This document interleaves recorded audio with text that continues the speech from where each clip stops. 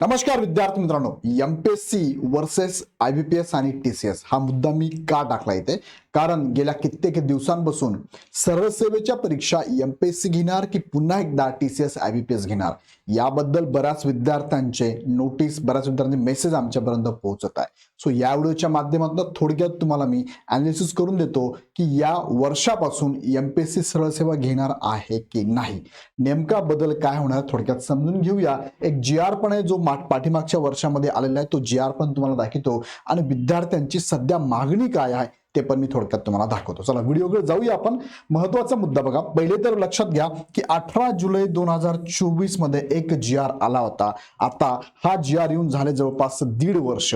ह्या 1.5 वर्षामध्ये हा जो जीआर आला तो असा होता की राज्य शासनाच्या अखत्यारीतील सर्व शासकीय कार्यालयातील गट ब अराजपत्रित नॉन गॅझेटेड व गट ग वाहन चालक वगळून संवर्गातील पदे सरळ सेवेने महाराष्ट्र लोकसेवा आयोगामार्फत भरण्याबाबतचा हा जीआर आहे. सामान्य प्रशासन विभागाचा जीआर आहे. त्यावेळेस एमपीएससीने काय सांगितलं होतं, एमपीएससीकडे कोणकोणत्या जागा वर्ग कराव्यात, कोणकोणत्या डिपार्टमेंटच्या कोणत्या विभागाच्या जागा वर्ग कराव्यात. आता यामध्ये 3 मुद्दे. पहिला मुद्दा हा एक डिपार्टमेंट आहे, ह्या डिपार्टमेंटची जागा ही एमपीएससी आहे. मग एमपीएससीकडे कोणत्या जागा वर्ग करावा या संदर्भात एक समिती नेमण्यात आली होती. ही समिती यांच्याशी डिस्कशन करून दोघांचा समन्वय साधणार होती. त्या समितीबद्दल या जीआर मध्ये सगळा उल्लेख केलेला आहे. ही समिती होती बघा. मग ही समितीने ह्या 1.5 वर्षामध्ये विचार करायचा आहे या डिपार्टमेंटकडनं कोणत्या जागा एमपीएससीकडे वर्ग करायच्या या संदर्भात संबंधित डिपार्टमेंटशी सुद्धा यांना चर्चा करावी लागणार होती. मग ह्या 1.5 वर्षामध्ये जवळपास सगळ्या गोष्टी डिस्कशन झालेल्या आहे. आता ह्या डिस्कशन झालेल्या, चर्चा झाल्या, मीटिंग झाल्या गोष्टी ह्या आपल्या समोर आलेल्या नाहीये. एमपीएससी संदर्भातल्या ह्या गोष्टी जवळपास सगळ्याच गोष्टी म्हणून आपण एमपीएससी कधीच सर्वसामान्यांसाठी उपलब्ध करून देत नाही. सो अजूनही याबद्दल कुणालाही काही माहिती नाही. मात्र एमपीएससीने ह्या एक्झाम घ्याव्यात याबद्दल किंवा टीसीएस आयबीपीएस एक्झाम घ्याव्यात याबद्दल मतांतर विद्यार्थ्यांकडे पण पाहायला मिळतात. सो हा सगळा जीआर होता आणि ह्या जीआर मध्ये स्पष्ट उल्लेख केला होता की टीसीएस आयबीपीएस जो करार आहे, कंपनीचे दर, टीसीएस आयबीपीएस चे दर असेल किंवा करार असेल, हा बघा दिनांक 31 डिसेंबर 2025 पर्यंत लागू राहणार आहे. मात्र 1 जानेवारी 2026 पर्यंत जी पदे महाराष्ट्र लोकसेवा आयोगाच्या कार्यकक्षेत येणार नाहीत त्या पदांच्या पदभरतीच्या कार्यपद्धतीबाबत समन्वय समिती शासनास शिफारस करेल. म्हणजे आता इथे 1 जानेवारी 2026 पासून जेवढीही जागा या समन्वय समितीने लक्षात घेतल्या असेल किंवा इथे समन्वय साधून कोणत्या जागा एमपीएससी द्यायचा हे सगळं ऑलरेडी चर्चा झालेली आहे. 1 जानेवारी पासून ह्या एक्झाम एमपीएससीच घेणार आहे असं जीआर मध्ये स्पष्ट उल्लेख केलेला आहे. याच्याबद्दलची अजून माहिती जीआर बद्दल मी पाठीमागे पण सांगितली होती आणि लोकसत्ता न्यूज पेपरला पण बातमी आली होती. शासन निर्णय काय झाला होता तर 31 डिसेंबर 2025 पर्यंत पदभरतीची कार्यवाही टीसीएस आणि आयबीपीएस या कंपनीकडून सुरू राहील ह्या डेट पर्यंत. मात्र त्यानंतर सर्व पदे एमपीएससीच्या कक्षेत आणून 1 जानेवारी 2026 नंतर गट ब अराजपत्रित आणि गट क संवर्गात भरती केली जाईल असं स्पष्ट जीआर पण आला होता. मग ह्या जीआरला केराची टोपली दाखवली काय? ह्या जीआर मध्ये उल्लेख केल्याप्रमाणे आता घडत काय नाही. म्हणजेच काय, आपल्याला शंका अशी येते, म्हणजे विद्यार्थ्यांना शंका अशी येते, जर एमपीएससी 1 जानेवारी पासून घेणार असेल एक्झाम तर आता महिना ओलांडून गेलेला आहे. एमपीएससीने याबाबतचं काही परिपत्रक अजून दिलेलं नाही.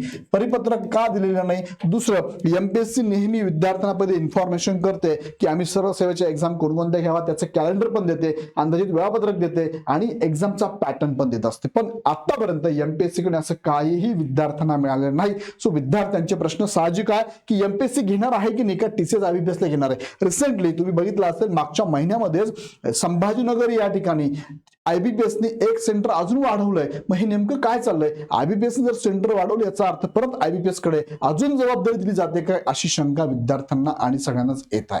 सो या संदर्भात आपण जीआर पण बघितला, बातमी पण बघितली आणि माननीय मुख्यमंत्री साहेबांनी सुद्धा इथे घोषणा केली होती बघा, एमपीएससीची फेररचना होणार. मुख्यमंत्र्यांची घोषणा, वर्ग 1, 2, 3 ची भरती ही आयोगामार्फतच होणार आहे. आता ही भरती एमपीएससी कडे देण्याचा मानस विद्यार्थ्यांचा पण होता. विद्यार्थ्यांकडून मागणी केली होती आणि संबंधित डिपार्टमेंट पण बोललं. का बोललं? कारण इथे काय व्हायचंय, पेपर लीक होण्याचे प्रकरण खूप जास्त प्रमाणात टीसीएस आयबीपीएस मध्ये घडत होते. विद्यार्थी मित्रांनो लक्षात घ्या, टीसीएस आयबीपीएस काय आपल्या घरची नाही, सरकारच्या घरची नाही. टीसीएस आयबीपीएस ही थर्ड पार्टी आहे, कोणाची तरी मालकीची आहे, तिच्यावरती सरकार निर्बंध नाही. मग टीसीएस आयबीपीएस ही एक्झाम जर घेत असेल, टीसीएस आयबीपीएस चे पूर्ण महाराष्ट्रभर जाळे, पूर्ण भारतभर जाळे आहे, त्यांचे आयन सेंटर आहे, ऑनलाईन सेंटर आहे, म्हणून त्यांना देण्यात आलं होतं. पण याला ऑप्शन काय सरकारी संस्था असू शकत नाही का? तर असू शकते, एमपीएससी घेऊ शकते. सो टीसीएस आयबीपीएस का द्यायचं नाही? तर सर्वांचं म्हणणं असं आहे की पेपर लीक मोठ्या प्रमाणात होतं, प्रत्येक वेळेस भ्रष्टाचार होणार आहे, प्रत्येक वेळेस पैसे देऊन इथे निवड केली जाते, प्रत्येक वेळेस निकालामध्ये गोंधळ घातला जातो, प्रत्येक वेळेस प्रत्येक सेंटरच्या सेंटर सुद्धा इथे काय ताब्यात घेतले जातात. ह्या सगळ्या गोष्टी आपण मागच्या वर्षात किंवा 2-3 वर्षात बघितलेल्या आहे. सो या अनुषंगाने सर्व स्तरावर मागणी होती, त्यावेळेस प्रचंड प्रमाणात आंदोलन पण करण्यात आली होती की टीसीएस आयबीपीएस कडे न देता एमपीएससी कडे ही एक्झाम द्यावी. आता हा जरा पहिला मुद्दा. आता दुसरा मुद्दा मी तुम्हाला दाखवतो, विद्यार्थ्यांची मागणी काय. बघा आता 3 फेब्रुवारी सुद्धा 2026 ला ही बातमी आली, नंतर दाखवतो तुम्हाला. पण विद्यार्थ्यांची मागणी काय बघा. विद्यार्थ्यांची काही विद्यार्थी बघा, माझ्या कमेंट मी चेक करत असतो नेहमी, ह्या कमेंट मध्ये विद्यार्थ्यांची मागणी काय. माझं म्हणणं आहे टीसीएस आयबीपीएस ने घ्यावी, कारण फास्ट प्रोसेस आहे. आता टीसीएस आयबीपीएस फास्ट प्रोसेस राबवते, पण चुकीच्या पद्धतीने राबवत असेल तर हे अन्याय आहे. म्हणजे एखाद्या विद्यार्थ्याला एखाद्या एक्झाम मध्ये फार कमी मार्क होते, अचानक दुसरी एक्झाम दिली त्याने डायरेक्ट टॉप आला, तो असं कसं होऊ शकतं? याची उदाहरणं आपण मागे बघितलेले आहे. टीसीएस आयबीपीएस मध्ये काही विद्यार्थ्यांचे मार्क सुद्धा बदलले जातात हॅक करून किंवा काही ठिकाणी कॉपी करून. त्या संबंधित आयबीपीएस टीसीएस चे कर्मचारी ज्याला मदत करतात, आयबीपीएस टीसीएस चे कर्मचाऱ्यांचेच नातेवाईक या ठिकाणी सिलेक्ट पण झालेले असं पण आढळलेलं आहे. याबाबतच्या बातम्या पण पाठीमागे आल्या होत्या, त्यावरती पाठीमागे मी व्हिडिओ घेतलेत, एकदा बघून घ्या तर. सो असं जर होत असेल तर या संस्थेवरती आपल्याला विश्वास बसणारच नाही किंवा पारदर्शकता कमी होऊन जाणार आहे. त्याच्यासाठी सांगितलं जातं की ही प्रोसेस जरी फास्ट होते पण चुकीची होत असेल तर नकोय आपल्याला ती. दुसरं काय, अजून 1 वर्ष असंच करार करा खेळा, कोणतीही जाहिरात येणार नाही अशी पण काही विद्यार्थ्यांचं म्हणणं आहे. ब्रिंग बॅक टीसीएस असं पण काही जणांचं म्हणणं आहे. आणि अगदी कमी जणांचं म्हणणं असं आहे, पण बऱ्याच जणांचं म्हणणं आहे एमपीएससी कडे पाहिजे, ओनली एमपीएससी. स्पर्धा परीक्षा करणाऱ्या मुलांसाठी महत्वाची आणि अचूक मार्गदर्शन करणारे म्हणजे बापू सर, असं पण काही लिहिलेलं आहे. सो हरकत नाही. सो बऱ्याच जणांचं म्हणणं मात्र एमपीएससी कडेच आहे, आणि जे शांत बस ज्यांनी कमेंट टाकली नसेल त्यांचं पण म्हणणं बऱ्या प्रमाणात हे एमपीएससी कडेच आहे. सो जरी एमपीएससी उशिरा करते, दुसरा मुद्दा आपण असं म्हणू शकतो की एमपीएससीला संबंधित जे सदस्य संख्या असेल ती वाढवण्यात यावी. एमपीएससीने कार्य करण्याची पद्धत थोडी स्पीडनी करावी. एमपीएससीला जी रिक्वायरमेंट आहे ती सरकारकडे मागून घ्यावी आणि संबंधित एक्झाम पटापट घ्याव्यात. एमपीएससी बद्दल अशा जर गोष्टी तुम्ही ऍड केल्या तर चांगली गोष्ट आहे. एमपीएससी यामध्ये बदल करावा, फास्ट करावं, हे सगळं आपण एमपीएससी कडनं अपेक्षा ठेवू शकतो, मागणी पण करू शकतो. कारण एमपीएससी सरकारच्या अखत्यारीत किंवा स्वतंत्र जरी आहे पण सरकारच्या अखत्यारीत ती काही अंशी आहेच.